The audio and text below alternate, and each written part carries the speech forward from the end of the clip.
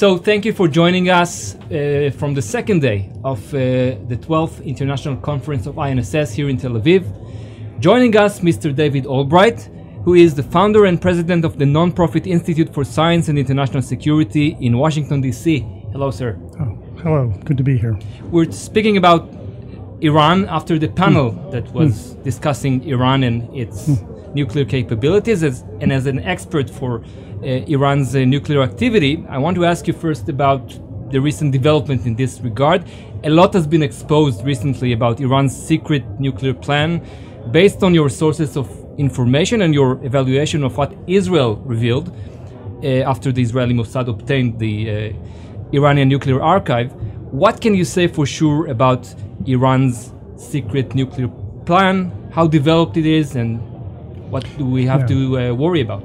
Yeah, the archive is principally about a program that existed up through about 2003.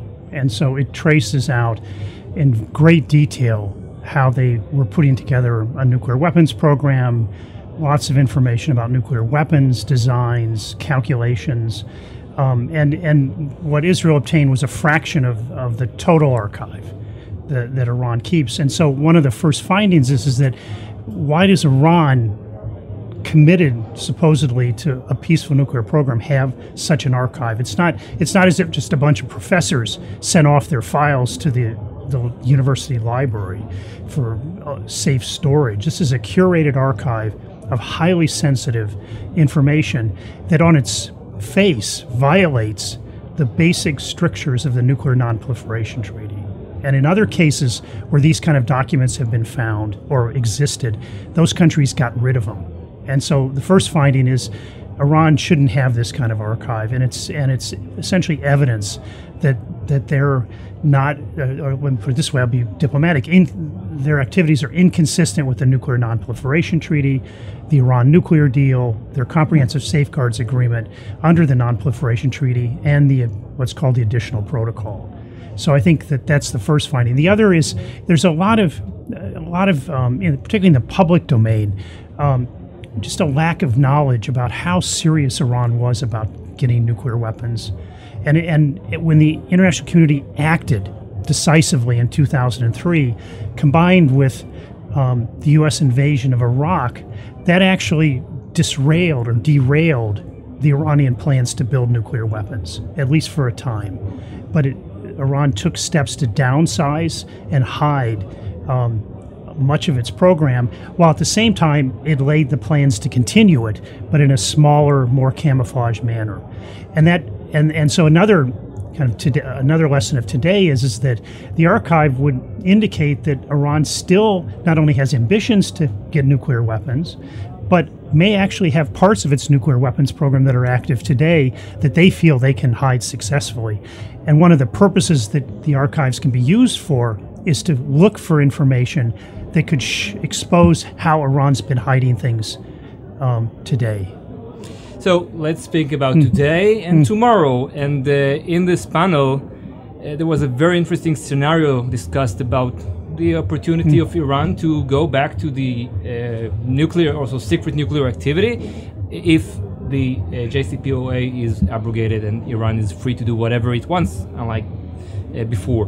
Based on your sources of information, based on what you evaluate after the period of the nuclear deal, how long do you think it will take for Iran to make the breakthrough to producing its own nuclear bomb? I think if Iran ended its commitment to the JCPOA and to the Non-Proliferation Treaty and just went all out to build a nuclear weapon, it certainly, I would estimate, particularly with new information from the archives, that in a year they would not only be able to make enough weapon-grade uranium in a enrichment plant and turn it into a deliverable nuclear weapon.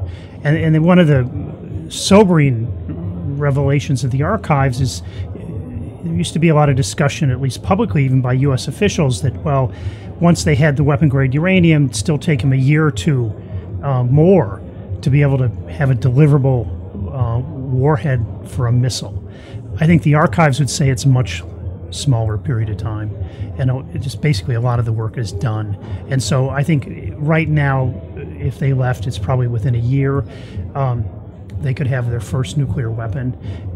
If they ramp up their enrichment program, then the amount of time will decrease. And how fast it'll decrease will depend on how many centrifuges they start to install at centrifuge plants. And so it's hard to predict. But one would expect that within a few years, it could easily be down in the level of weeks or a few months.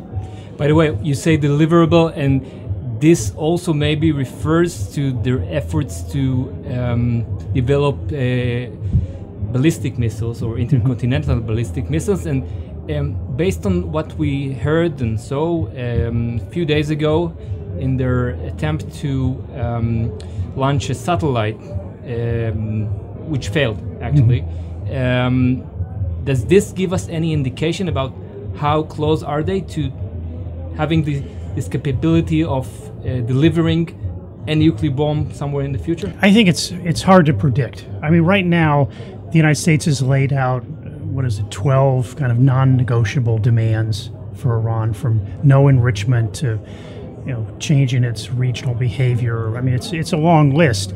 I think it'd be hard for Iran to see a reason why it would want to have a dialogue with the United States. And I also think it's hard for the United States to think of what it's going to give up in a dialogue with Iran. It may not want to pay that price.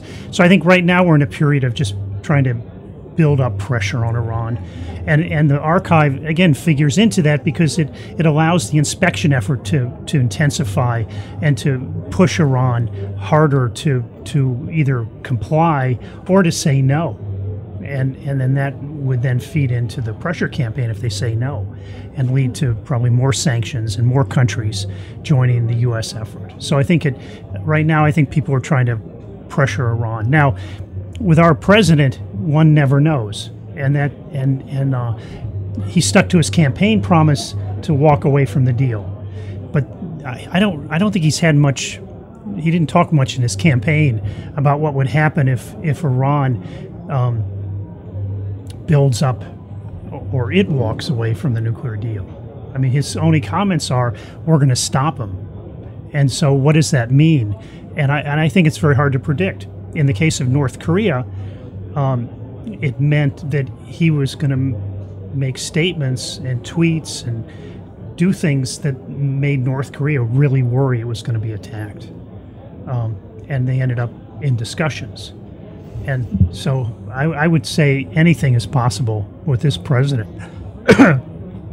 Let me do this. I'd say anything is possible with this president. And it could be in a year and a half, the United States is in some kind of dialogue with Iran. And we'll be worried, as in the case of North Korea, is he going to give away too much? I mean, that's really what's happened in the North Korea cases, from Trump pushing the North Koreans, scaring them about their very existence, to now, will Trump give away too much in a negotiation? We shall have to wait and see. Yeah. Thank you very much. Okay, thank you.